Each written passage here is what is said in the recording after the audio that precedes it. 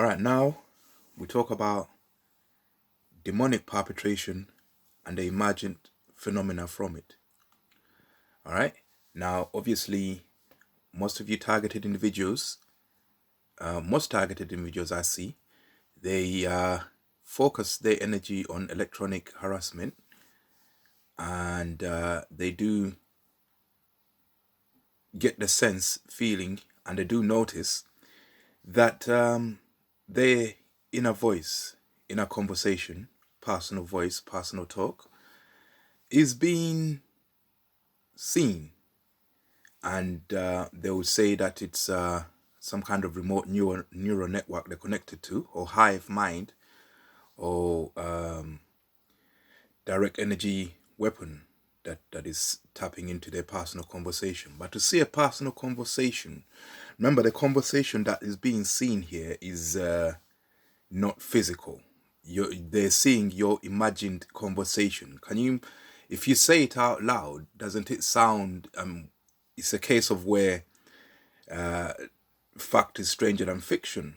To say that somebody can see your personal conversation, yeah, your imagined images, the images you imagine on your gray cells, on your gray matter, yeah, it sounds fantastic, doesn't it? Because as far as I'm aware, that's kind of impossible. I mean, you can make approximations with the electronic activity in your brain, but to see the actual conversation like you would see a movie, yeah, as far as I'm aware, that's impossible.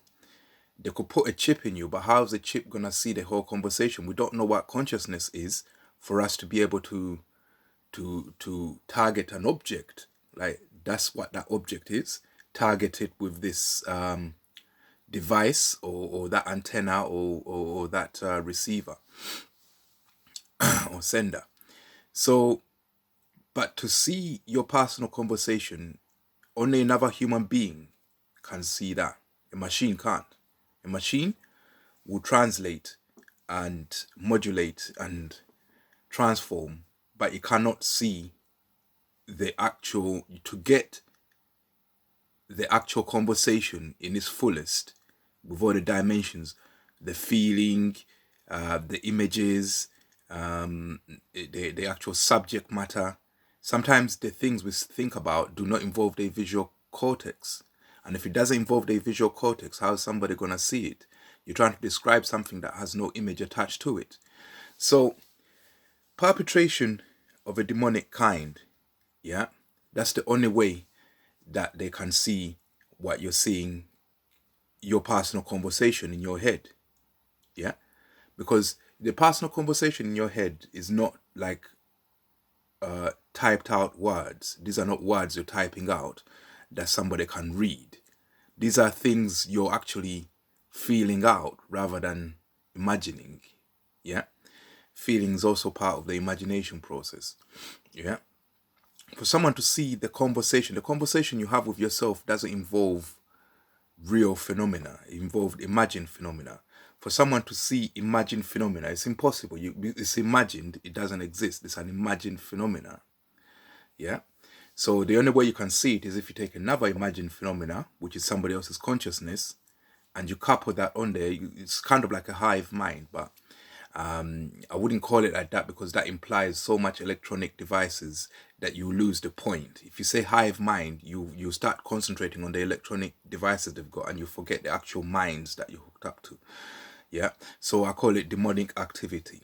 Yeah. A demon is anything you could believe is familiar to you. You could believe it's a family member. You could believe it's a friend, or even a friendly stranger. Yeah. But that's when you've been lulled into a false sense of security, because these demons can imitate your voice, and they can imitate the voice of your friends and family. So when you think, oh, my friend is watching my mind right now, it's actually a mimic, yeah, somebody who's like that, but is not actually them. Yeah, most of the time it's not. If your friends are seeing into your mind, then you have a big problem. Yeah.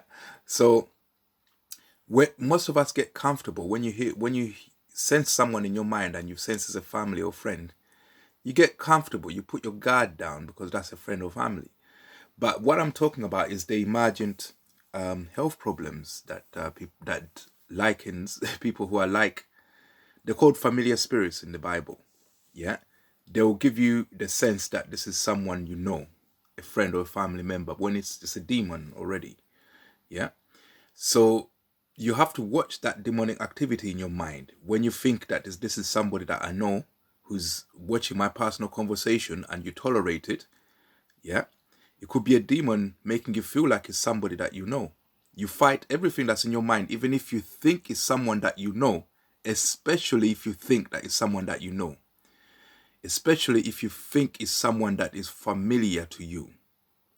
That's called a familiar spirit, yeah, in scripture. So they emerged disease, yeah, and illnesses that can be attributed to this demonic activity. I'm always going to be recapping it. I'm always going to be reminding you. And after some time, they use neuro-linguistic programming to make you forget. So that's why I'll always be reminding you. They emerge phenomena that leads to disease. Yeah. Let's say you're having a personal conversation in your mind and you sense as if, I don't know, your girlfriend is watching your mind. Yeah. Or your boyfriend or whatever. Whatever. It depends on what sex you are. Let's say someone significant to you is watching your conversation as you're having it. So you're there. Oh, I think I'm gonna get this type of trainers or sneakers. Yeah. And then you feel as if your brethren is watching there and say, "Oh, blood, you can't get a blue one. You get a white one," and you get comfortable with him being like that. You get comfortable with that voice sounding like it's your friend. Yeah. That advising you on your sneakers choice, but it's not. Remember, it's a familiar spirit. And then let's say you're doing that. Oh man, I got this hip problem. Yeah. Now, if it's a familiar spirit, yeah, he'll try and exacerbate that. Yeah. Now he knows what area of your body to target. Yeah. I would imagine, because I don't know, I don't see into their minds, that he'll be sitting somewhere in the car, the demon that's targeting you. It's a human being who astral projects his consciousness into your personal conversation. It's just another human being. You could probably look outside. It could be in the houses next to you. You could look outside and you could see him in a trance as he's projecting himself into you, making himself feel to you like it's someone who's familiar to you.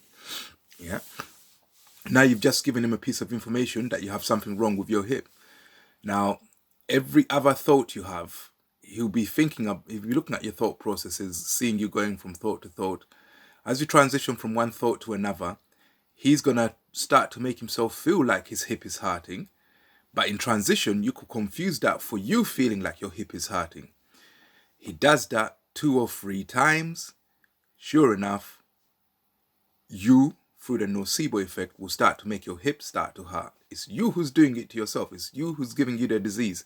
But they are enabling that and they are coercing, yeah, they controlling you into giving yourselves diseases, basically. They're guiding you into giving yourself diseases by monitoring your personal conversation and pretending to be people that you know and trust. And from that vantage point, then they start to initiate and propagate disease and develop disease in you. And this is the mechanism. I'm describing the mechanism now. Yeah. So every other thought, your friend that you hear in your personal conversation will start to make himself feel like his hip is hurting, and eventually he'll stop giving you the impression that he's a friend, and he'll slip away slowly, because now he's got you hooked to every 5 seconds you feel like your hip is hurting. Every 5 seconds you feel like your hip is because he started doing that until you took to it. So it's like an incepted idea. Yeah. So the best way to keep an eye on this is to develop a way of monitoring that. So whenever you think that it's a friend that's in your mind, you could even do it on a spreadsheet. You could just put friend, family, stranger. Whenever you think you having a conversation in your head and you feel like a family member is watching, you put down family member. And if you develop any discomfort after that, you start monitoring it. You say, right, my hip is hurting. Yeah. And then you write down, after developing that problem, you write down how many times you feel your hip is hurting before that personal conversation ends. Yeah. Then you keep an eye on what's been done to you. Yeah. What he has been doing when he's in there, he or she's been doing when he's in there. Yeah.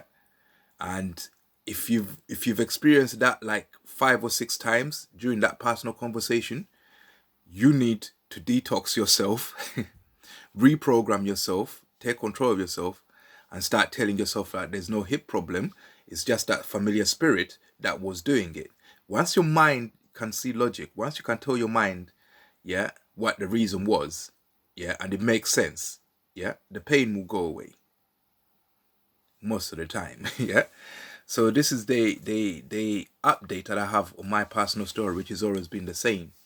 Yeah, about fighting demonic activity that emerges disease. Yeah, that's always been my story. Yeah, and this is the update as of 25th of August 2020.